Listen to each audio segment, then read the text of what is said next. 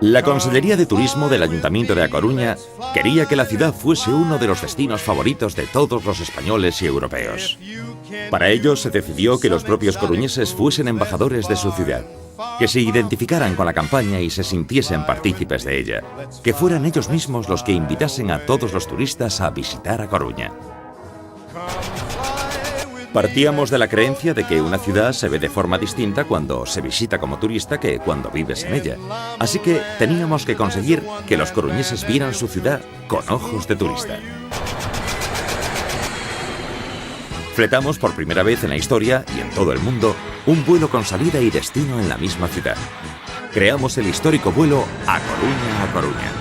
Con este vuelo los coruñeses despegaban como vecinos de A Coruña y aterrizaban como turistas. Así redescubrieron su propia ciudad, la valoraron y la visitaron con otros ojos.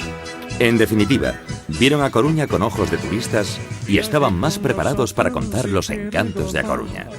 Viaje con nosotros a mi lugar. Se sortearon 75 plazas para el histórico vuelo VY902 de Vueling a través de un site donde los coruñeses enviaban fotos de sus rincones preferidos de su ciudad.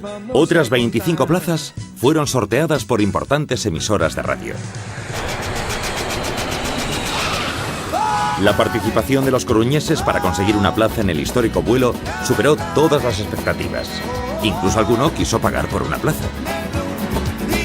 Todos consideraron como novedosa esta iniciativa, se sintieron más orgullosos y totalmente ilusionados con ser embajadores de A Coruña.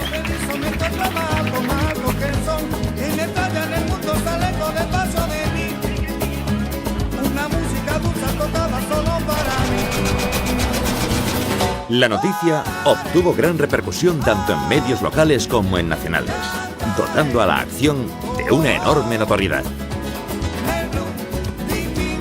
Uns cantos afortunados coruñeses tiveron a oportunidade Durante unha hora sobrevoaron A Coruña en avión. Y van a hacer un viaje que nadie más va a hacer en el mundo. Al mismo aeropuerto, una hora más tarde. Estuve en el vuelo histórico.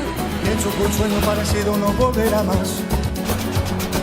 Y me pintaba la mano y la cara de azul.